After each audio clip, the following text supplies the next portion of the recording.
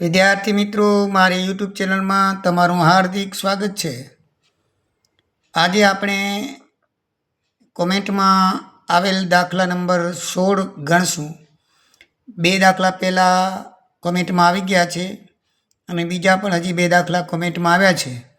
એમાં એક દાખલો મેં 21મો અગાઉ ગણીને મોકલ્યો છે, 45મો બાકી છે અને બીજી કોમેન્ટમાં 16મો દાખલો ગણીને મોકલાવું છું। 17મો અને 45મો આવતીકાલે મોકલાવી દઈશ। તો 16મા દાખલાની અંદર જોઈએ તો મિત્રો, SY BCom sem 4 taxation 2 chapter number 1 ધંધો કે વ્યવસાયનો નફો કે લાભ, એની અંદર તમારે દાખલા નંબર 16 જોવાનો છે। દાખલા નંબર 16ની રકમ આ પ્રમાણે છે। એની અંદર બે યંત્રો આપેલા છે અને બે યંત્રનો મળવાપાત્ર ઘસારો ગણવાનો છે। તો મિત્રો, એની અંદર તમારે કોઈ બાબતની વધારે ગણતરી કરવાની છે નહીં। તો ચલો આપણે દાખલો નંબર જોઈએ। પહેલાં એ યંત્રની ગણતરી કરી। પહેલાં આ રીતે આકારણી વર્ષ 24-25 માટે મળવાપાત્ર ઘસારોનું ગણતરી પત્રક બનાવી અને એ પ્રકારના યંત્રનો ઘસારો છે। તો સૌથી પહેલાં 12 લાખ રૂપિયામાં ખરીદ્યું 1/22ના। પછી યંત્ર ગોઠવવાનો ખર્ચ, યંત્ર લાવવાનો ખર્ચ અને યંત્રની કસ્ટમ ડ્યુટી એમાં એડ થશે, એટલે ટોટલ 3,95,000 એમાં એડ થશે, એટલે યંત્રની પડતર કિંમત આપણને 15,95,000 થશે। એમાં ઘસારો 22-23નો કરવાનો છે। તો મિત્રો, 1/22ના યંત્ર ખરીદી દીધું અને 31/3/22ના દિવસે એ યંત્ર આપણે શું થાય છે, ઉપયોગ શરૂ કર્યો, બરાબર। 1/5ના રોજ ના 1/22ના રોજ એને ખરીદ્યું, બરાબર છે। 1/22ના ખરીદ્યું અને આપણે 31/3/22 સુધી પૂરા થતા વર્ષનો કરીએ તો 90 દિવસ થાય। હવે નિયમ એવો છે મિત્રો કે 180 દિવસથી વપરાશ ઓછો હોય તો આપણને જે દર આપેલો હોય એનાથી અડધો ગણો। તો આપણને 15% દર આપેલો છે તો 7.5%ના દરે ઘસારો ગણાય। આનું તમારે વાંચવું તો તમારા પાઠ્યપુસ્તક 72-73ના પાના ઉપર એના લખેલું છે। તો હવે આપણે 7.5% લેખે એનો ઘસારો ગણીએ તો કેટલો થશે? 15,95,000નો 1,19,625 થાય, બરાબર છે।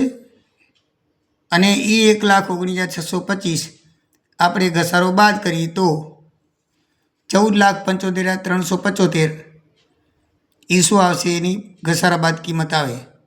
હવે નવું યંત્ર પાછું આપણે 1/11/13 ખરીદ્યું તો 5 લાખનું યંત્ર ખરીદ્યું તો એમાં ઉમેરો થાય, એટલે 19,75,375 કુલ યંત્રો આપણી પાસે થાય।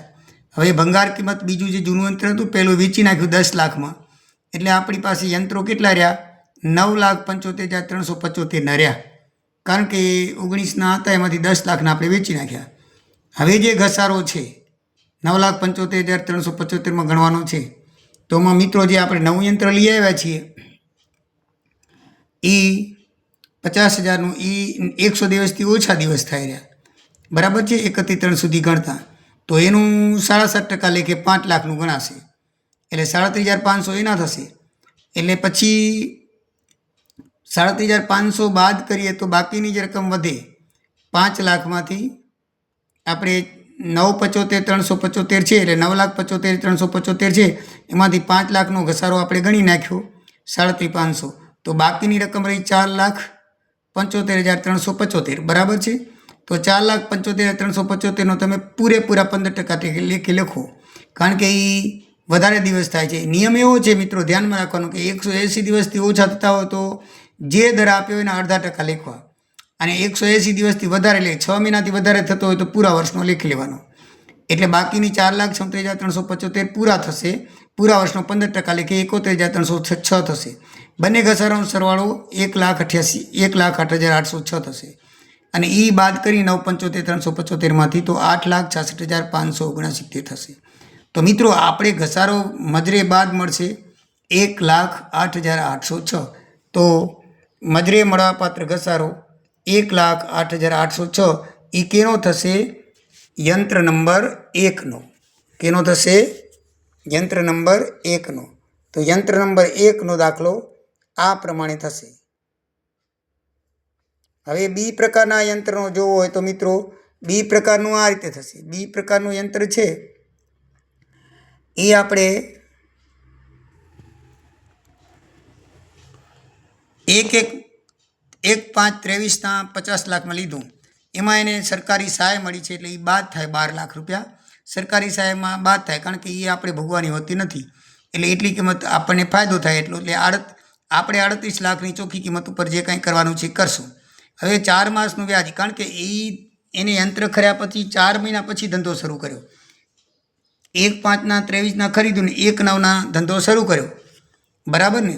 એટલે એ 4 મહિનાનું વ્યાજ છે ને એની અંદર ઉમેરવું પડે, મે 23થી ઓગસ્ટનું.